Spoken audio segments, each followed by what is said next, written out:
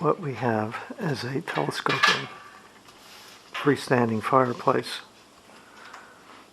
that's capable of rising and being lowered to meet the requirements of the intensity of the fire. In a normal fireplace, the flue size, the area of the flue, is about 10% of the area of the opening of the fire. But as you can see from this, the opening, which is the circumference of the fire hearth multiplied by the distance from the hearth to the bottom edge of the conical flue, is substantially greater than the ratio of 10:1 flue area to hearth area.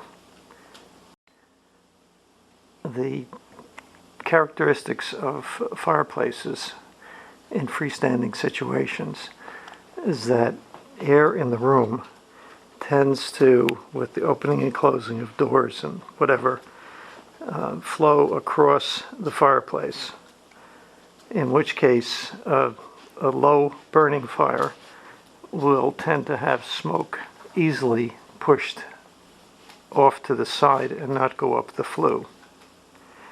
Whereas with an intense fire,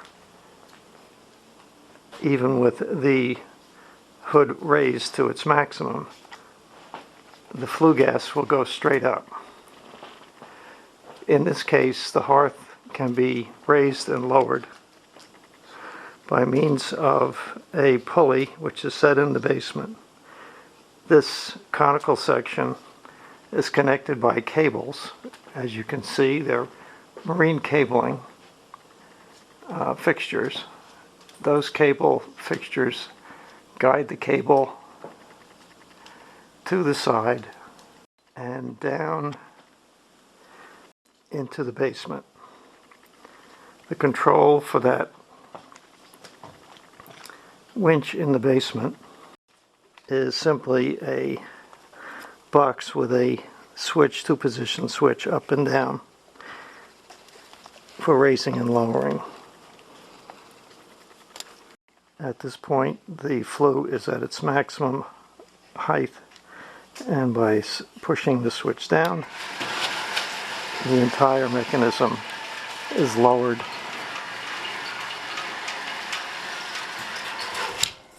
to the hearth level.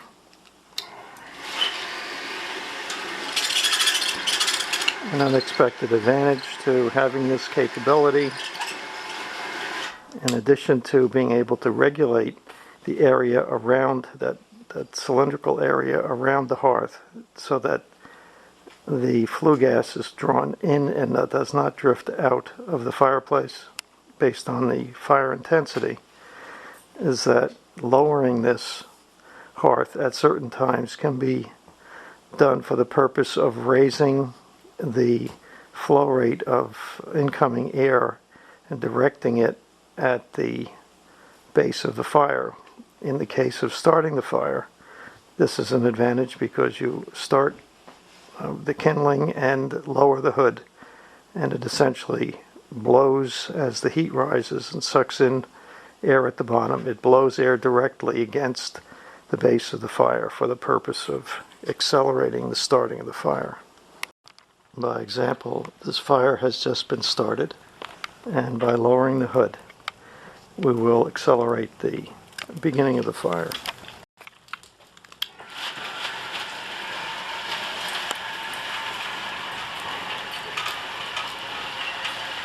Just an inch or so is all that's required. You can hear the fire being fed oxygen directly to where it's required. We'll come back in a minute or two. It's a few minutes since we started.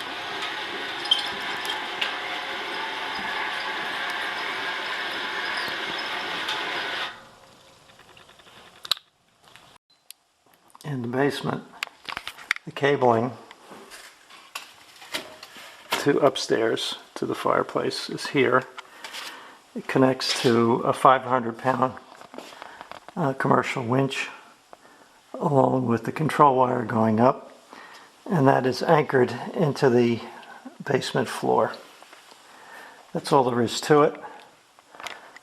When the signal is given, the winch moves up and down, pulling on that cable as required.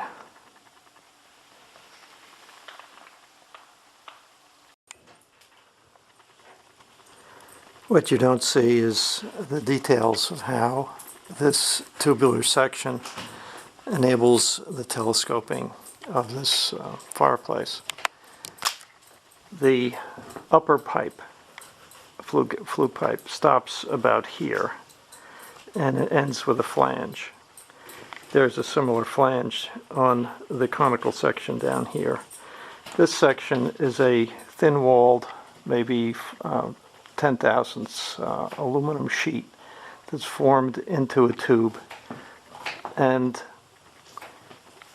fits over both, just snugly fits over both the flange from the top, the top flue, and from the conical section.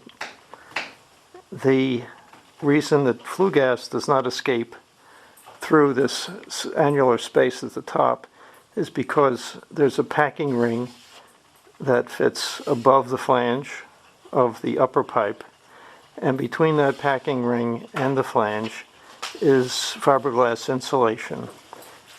Once the fiberglass insulation is installed, the packing ring is pulled down so that it compresses the insulation and forms an airtight seal, more or less. In this case, sufficient to prevent leakage. This fireplace was installed in roughly 1975, and it is now going on 2010. In that time, everything has functioned appropriately, and the packing ring that is installed in this section has been replaced only one time. One final piece of information is that the screen around this fireplace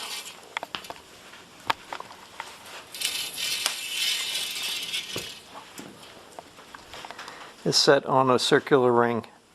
As you can see, it is a curtain, a screen that is used.